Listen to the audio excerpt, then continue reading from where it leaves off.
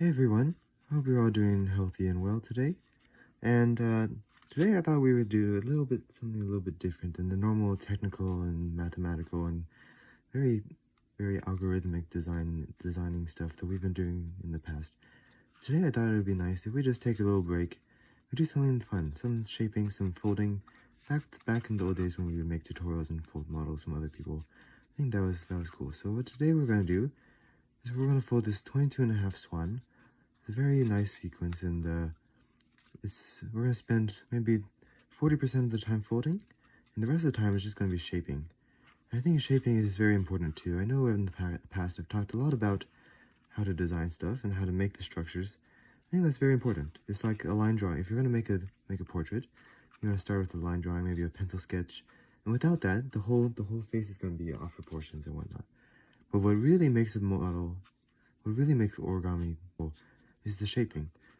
And so if we just had this 22.5 structure, that's cool. But once we shape it, we now have an artwork. Right? We have a swan. And so today we're just going to practice this a little bit. Now this shaping is a little bit hard to teach, it's hard to learn, it's hard to describe. But hopefully, by the end of this video, you'll maybe have picked up a few tricks. If not, I hope you just enjoy watching this swan come to life. Alright, let's go ahead and get started. So I'm going to be using this 10 centimeter square of double window. It's going to end up about this big, and so it's a little bit small, but you know, I think when we do something this small, it really allows us to focus in on the details and really practice shaping those small details. And you know, it's the small things that matter the most, you know what I mean? So let's go ahead and take this small sheet. Of course you can use a larger sheet, but I'm going to go with this 10 centimeter square. I also like it kind of thick. Double window is a little bit thicker than I'm normally folding with, but I think for a model like this, it's a pretty suitable choice. So we're gonna fold it in half, and we're gonna make some angle bisectors. So let's go ahead and make bisectors like this. One going this way, and one going this way. Now we do have a crease pattern, but today we're not gonna use it. I think we're here to practice our shaping, so we're gonna fold from the heart, if that makes sense. We're not gonna fold from math, just for today. So once we have this, let's go ahead and make creases going in this direction. So what we can do is we can fold the corner into that intersection point over here.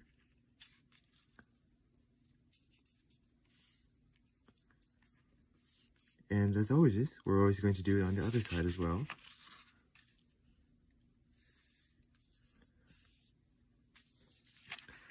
Now we're going to make some more 22.5 creases. So what we can do is we can fold this in half, and this intersection point is key.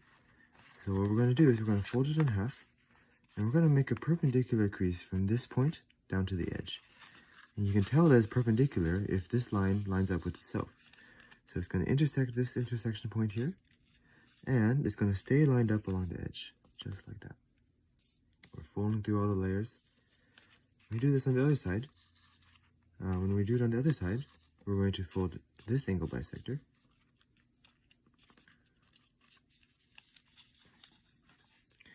Make sure the layers don't slip too much. If your layers are slipping down there, you can just go ahead and unfold it, and instead of folding through the layers, you can just do both creases one at a time. But to save some time, I did it just like this to fold through the layers.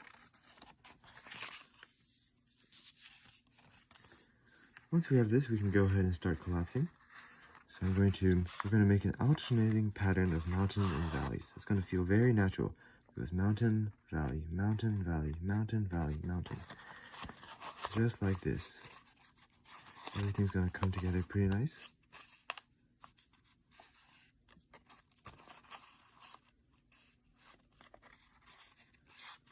Just like that.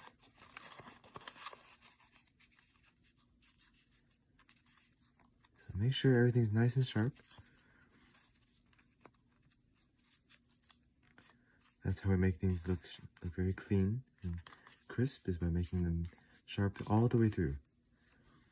All the way throughout the model, we're going to keep up our good habits. So now, we're going to see these isosceles right triangles come up here.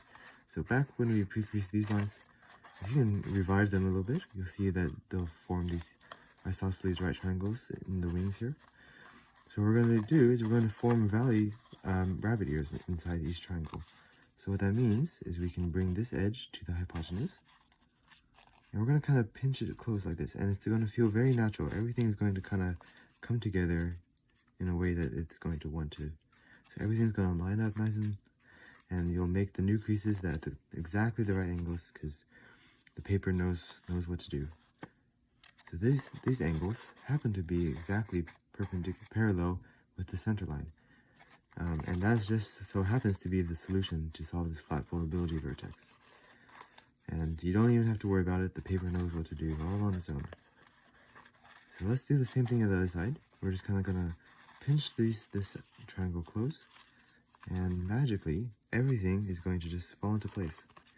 Everything's just going to kind of line up just like that.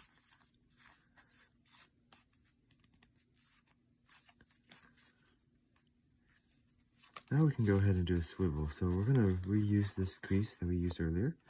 I'm going to bring this one back. And now we're going to make a line from the tip of the wing here down to this base. Down to this little line down here. The base of the triangle. And again, we're going to have to make some new creases. We're going to make a new crease around here. But we don't really have to think too hard. We just kind of close it. And whatever feels natural, whatever is going to make the paper lie flat is going to be the crease that appears. So this crease happens to be exactly the right angle, even though we didn't really tell it what to do. It just kind of appeared. And so let's do the same thing over here. So we're going to use this crease that we made in the beginning, and make a new crease from the wing to the bottom, just like that.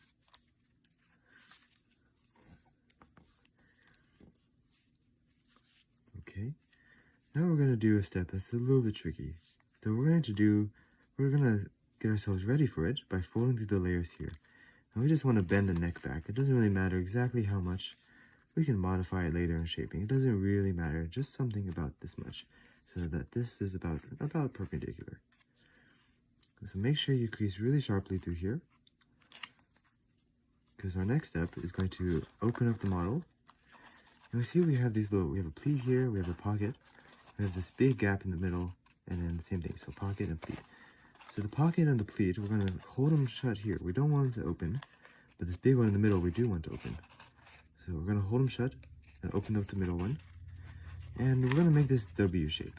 And this W is going to be full of mountains. And the way we do that is we can kind of push down on these tips here. So we have to do it very carefully. So we're going to push down.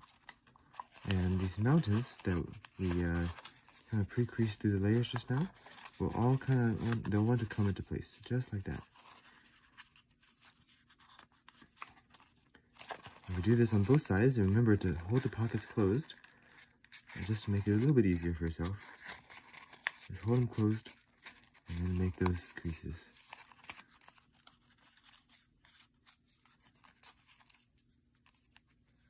And now what's happened is now the neck has been pointed straight up. And it's nice and clean on both sides.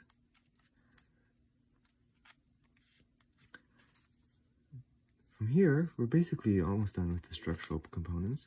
Now let's go ahead and start shaping. So one thing we want to do is we want to make the neck a little bit more thinner, so we can make it more curvy and graceful and whatnot. So the way we can do that is the neck actually comes in three parts. We have these two side parts and then this middle thing. So let's start with the side thing. So we're going to take angle bisectors here. Now these angles are 11.25, which is 1/8 of 90 degrees. And we don't normally like doing these angles. We don't normally like bisecting 22.5. But in this case, because we're shaping, you're allowed to do basically whatever you want with no consequences. So let's go ahead and make these bisectors. And we'll just kind of find a way to naturally transition them into the neck. And this is optional down here, with the swivel down here. You can totally skip that. But I think it makes it look a little bit more natural. And so those for the side. Now we want to do something to thin out this middle piece. So what I'm going to do is I'm going to just fold it first. Now if you don't like the sink, you can just leave it like that. But I think symmetry is a very elegant aspect of a model. So I think it's important, especially for animal and nature models. It's nice to have symmetry. So I'm going to do this as an open sink instead of just leaving it folded. So now we see that our neck is much thinner, and all the layers are really naturally aligned with alternating mountains and valleys. Everything is very comfortable here. And basically, from now on, we're just going to be shaping the model. So one easy thing we can do really quick is we can make, let's start with the body. So what I'm going to do is I'm going to fold this point. I'm just going to fold it down, just a normal fold. Try to keep it symmetrically lined up. Something like that. And so now that's a little bit better. And we have to make the body a little bit more round, right? Right now we're kind of flat, so we don't like that too much. We want it to be more living, more alive, look alive. So what we can do is we can kind of just pull the layers, these back layers apart. And we can kind of make this curve shape, this nice gentle arc. It will make the whole body kind of curved and gentle, just like that, right? And it will make the back end a little bit more round and less flat. We can do something similar up front too. We can kind of push your finger up in front to see how this part's widening out, just like that. And so now we're no longer flat. Now we're a full, living, breathing body, and we're getting there on our way to making a swan.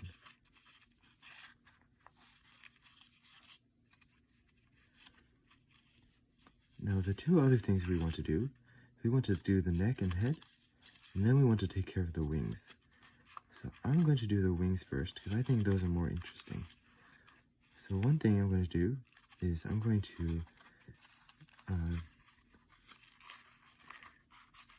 get these corners out of the way. So I'm just going to mount and fold these back, and on the other side as well.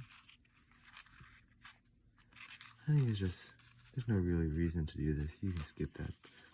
I think it looks good. And then when we close out the body,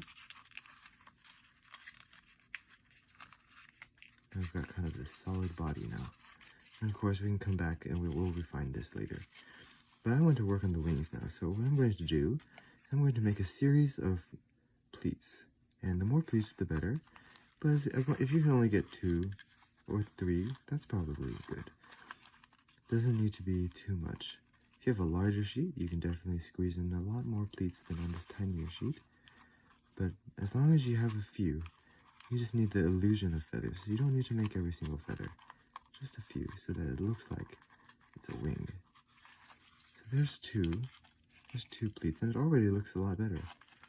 I think I can squeeze in one more though, so let me go ahead and squeeze in one more pleat. Just like that. There we go.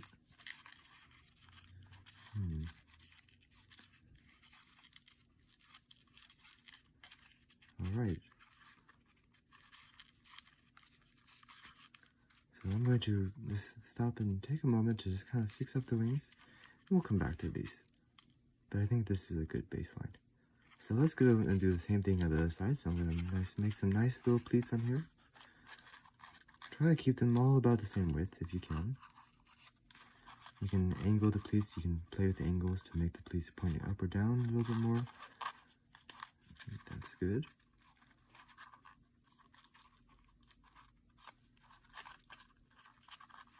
There's 2. Let's see if I can get one more.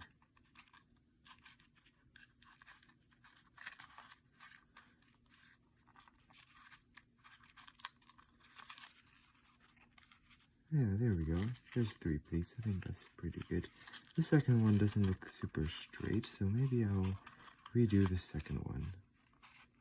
Just go back in and kind of edit it.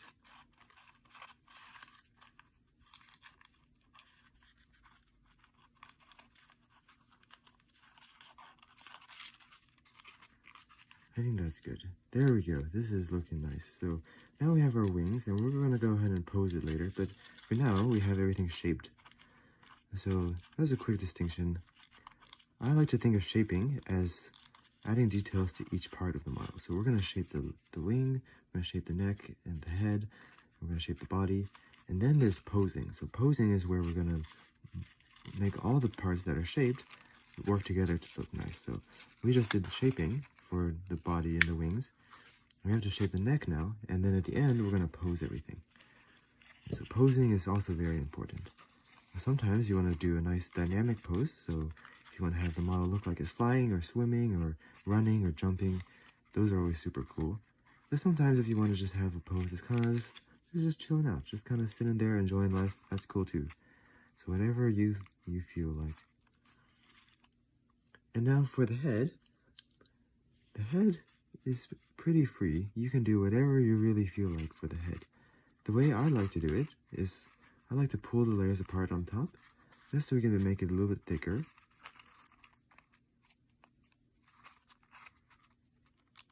Just something nice and simple like that. And then we're going to go ahead and give it a beak. And when you give it a beak, it kind of completes the whole look of the bird. It's very, you'll be very surprised. It almost looks like it has, in this little pleat here, it almost looks like it's got a little face. Even though all you did was just a tiny little pleat. Really makes a huge difference. It's kind of amazing. So now it's getting pretty small. So what I'm going to do is I'm going to zoom in. And I'm going to get out my tweezers. Now, tweezers are really helpful for doing small details like this. That's why I practice it.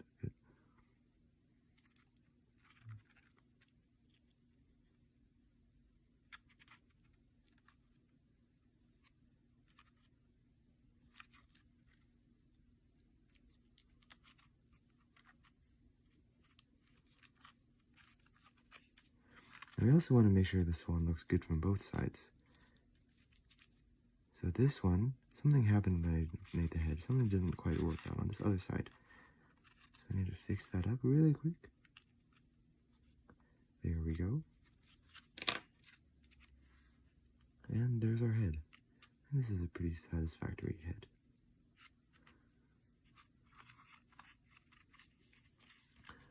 So now we just need to do the neck. So the neck, there's many ways we can do the neck.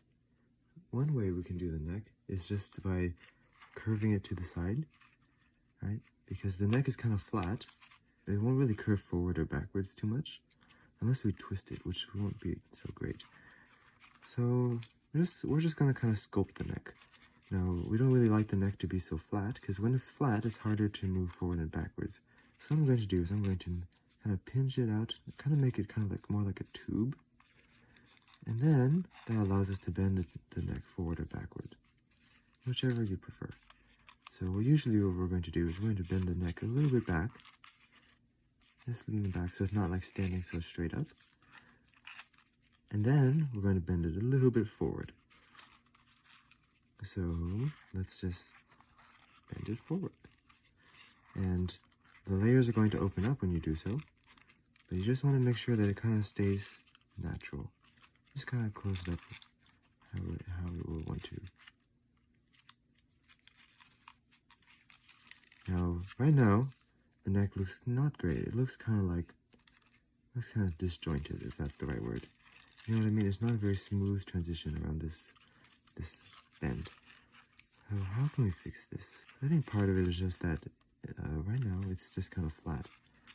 I think that's part of the problem. So let's just continue to round out the neck, kind of sculpt it again.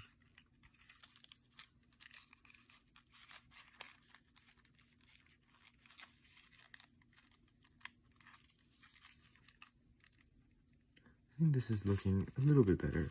Not great, but we'll keep working on it. We'll fix this little joint. This is looking a little bit better.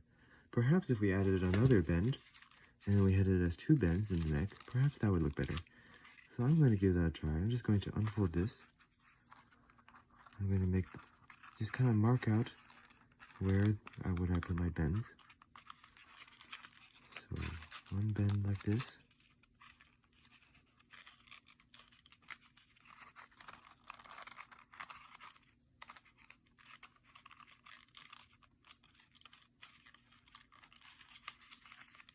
And the other right here. And now have 2 bends, and hopefully this will make the neck look a little bit more natural as an overall bend. There we go. This is looking okay, maybe. Perhaps a little bit too much. Let's see if we can make the first bend back a little bit stronger. So I think this looks like a pretty gentle curve. We still have these little marks where it bends, but I think it's overall not too bad. It does not subtract from the model too much. So now we're going to come back and we're going to fix the wings and the body. So right now, it's kind of posed in kind of just a static swimming pose, just kind of chilling out. I think that's cool. If we want to do that, we can kind of just round out the body. We can really fold the wings over itself so it's really nice and relaxed. We can definitely do that and just kind of leave it like this. That's one way. Another way is I want to make it a little bit more graceful. So we want to make it kind of like the wings are up, it's just landed, it's showing off its feathers. So let's go ahead and kind of put some curves into the wing. Just kind of curve it upwards. Also, we can kind of close off the front. Something like this. Now, we're not really, when we use glue, we're not really like, it's not like we're gluing googly eyes or something. We're just kind of allowing it to stay together in a way that it would be able to normally. It's just that it would just unfold itself over time. So what we're doing is we're not really adding anything new. All we're doing is we're simply keeping it and helping it from unfolding. So what I'm going to do is I'm going to just hold it together and hold it with the tweezers. Just hold it shut. And it's going to dry up. And it's going to be very nice and solid and strong and firm when we're done. So back to the wings. We want kind of this nice puffy 3D wing. It's going to rise up at the tip, kind of arc forward, something like this. And all these feather pleats are just kind of going to hang out there. They help to make it 3D also. Just like that. And so let's do that on the other side. So hold the pleats shut while we make this curve. We're just going to kind of make this curve that goes from here to here. It's going to be a nice gentle arc. Just like that.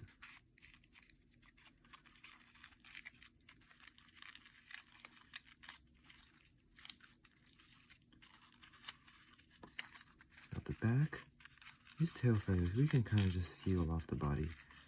Kind of the same deal as the front. We don't really need anything in the back. We can just kind of close it off. So if we were just to hold it like here, then we can put some glue on it, like right about here or so, on this little triangle. Hold it in place. Just give it a nice good pinch. And this will allow us to pinch it from the bottom too. That's why we use the tweezers. Just like that. And by the way, I'm just using this watercolor brush and just regular Elmer's glue. It's very effective for shaping. Overall, I think this is pretty good. I think this is about done for this one.